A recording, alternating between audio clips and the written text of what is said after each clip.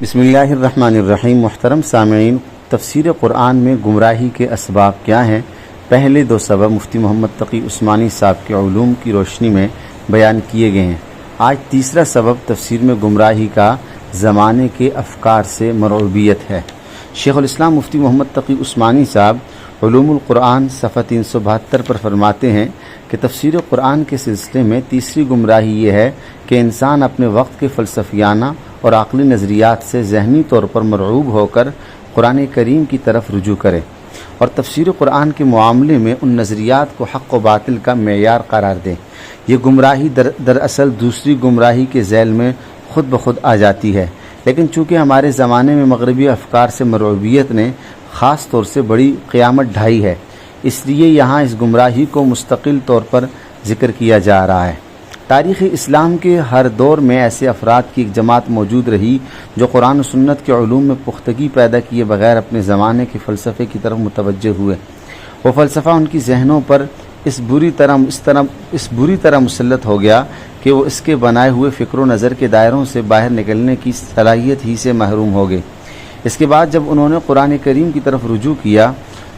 اور اس کی بہت سی باتیں انہیں اپنے آئیڈیل فلسفے کے خلاف محسوس ہوئیں، تو انہوں نے اس فلسفے کو جھٹلانے کے بجائے قرآن حکیم میں تحریف و ترمیم شروع کر دی اور اس کے الفاظ کو کھینچ تان کر اپنے فلسفیانہ افکار کے مطابق بنانا شروع کر دیا۔ جب مسلمانوں میں یونانی فلسفے کا چرچا ہوا اور لوگوں نے قرآن و سنت کے علوم میں پختگی پیدا کیے بغیر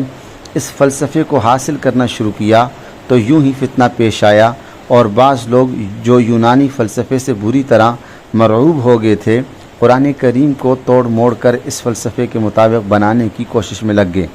ان میں سے بہت سے لوگ مخلص بھی تھے اور سچے دل سے یہ سمجھتے تھے کہ یونانی فلسفہ ناقابل تردید ہے اور قرآن و سنت کے متوارث تفسیر اس کے لائے ہوئے فکری سیلاب کا مقابلہ نہیں کر سکے گی۔ اس لیے تفسیر کو بدل کر قرآن و سنت کی ایسی تشریح کرنی چاہیے جو یونانی فلسفہ کے مطابق ہو، لیکن در حقیقت یہ قرآن و سنت اور اسلام کے ساتھ ایک نادان دوستی تھی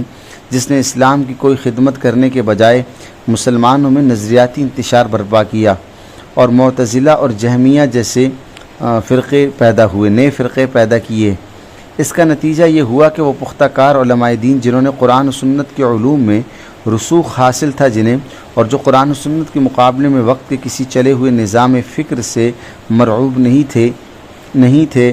ان کی ایک بڑی جماعت کو دوسرے کام کاج چھوڑ کر ایسے لوگوں کی تردید میں مصروف ہونا پڑا۔ انہوں نے یونانی فلسفے کی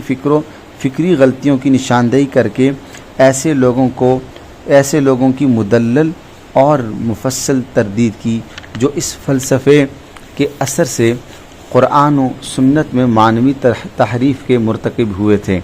غرض ایک عرصے تک فکری مباحث اور تصنیف و مناظر کا بازار گرم رہا اور فریقین کی طرف سے اپنے موقف کی تائید میں پورے کتب خانے تیار ہو گئے۔ پختہ کار عالم دین کا موقف یہ تھا کہ قرآن حکیم کسی انسان کی نہیں،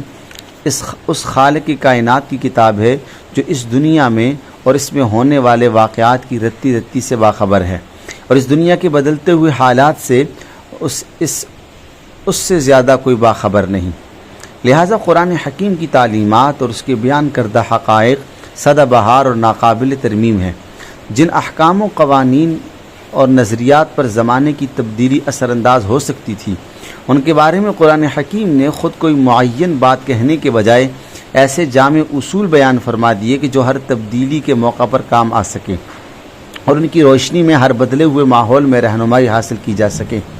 لیکن جو باتیں قرآن کریم نے وضاحت کے ساتھ بیان فرما دیں یا جن کی واضح تفسیر رسول کریم صلی اللہ علیہ وسلم سے ثابت ہے، وہ زمانے کی تبدیلی سے بدلنے والی باتیں نہیں ہیں۔ فلسفہ اور سائنس کی تاریخ اس بات کی گواہ ہے کہ اس کے وہ بیشتر نظریات جو قطعی مشاہدہ پر مبنی نہیں ہیں، مختلف زمانوں میں بدلتے رہے ہیں اور جس زمانے میں جو نظریہ رائج رہا وہ لوگوں کے ذہن و فکر پر اس بری طرح چھا گیا کہ لوگ اس کے خلاف کوئی بات سننے کے لیے تیار نہ رہے۔ لیکن جب زمانے کی کسی انقلاب نے اس نظریے کی کایا پلٹی تو وہی نظریہ اتنا بدنام ہوا کہ اس کو منہ نکالنا بھی دقیانوسیت بن گیا اور بلکہ دقیانوسیت کی علامت بن گیا۔ اب اس کی جگہ کسی نئے نظریے نے ذہنوں پر اپنا سکہ بٹھا دیا اور اس کی گھن گھرج نے ہر مخالف رائے کا گلا گھونٹ دیا۔ پھر ایک عرصہ گزرنے پر یہ نظریہ بھی اپنی آن کھو بیٹھا اور کسی تیسرے نظریے نے اس کی جگہ لے لی۔ فکر انسانی کی تاریخ میں ہمیشہ یہی ہوتا ہے، اور جب تک حقیقت کی پیاس انسان کو قطعی مشاہدے تک نہیں پہنچا دیتی اس وقت تک یہی ہوتا رہے گا۔ اس کے برخلاف قرآن حکیم نے جن حقائق کی طرف واضح رہنمائی عطا کی وہ چونکہ ایسی ذات کے بیان کیے ہوئے ہیں جن کے سامنے یہ پوری کائنات اور اس میں ہونے والے حوادث ہاتھ کی ہتھیلی سے زیادہ واضح اور بے غبار ہیں، اس لیے فکر و فلسفے کی آنکھ مچولی اس کے مقابلے میں پیش نہیں کیا جا سکتا۔ اب آپ زمانے کے جس نظریے سے مرعوب ہو کر قرآن حکیم کو اس کے سانچے میں ڈھالنے کی کوشش کریں گے، ہو سکتا ہے وہی نظریہ عہد جہالت کی یادگار ثابت ہو اور آپ اسے زبان پر لاتے ہوئے بھی شرمانے لگیں۔ راسخ العلم اہل علم کا عقیدہ یہ طرز فکر اور تجربے سے بالکل سچا ثابت ہوا۔ آج فلسفہ اور سائنس کی ترقیات یونانی فلسفے کی دھجیاں بکھیر دیں اور اس کے نہ صرف بہت سے طبعی عنصری فلکیاتی نظریات غلط قرار پائے بلکہ ان کے مابعدت طبیعی میٹافزیکل کی نظریات کی جو عمارت اٹھائی گئی تھی وہ بھی زمین بوس ہو چکی ہے۔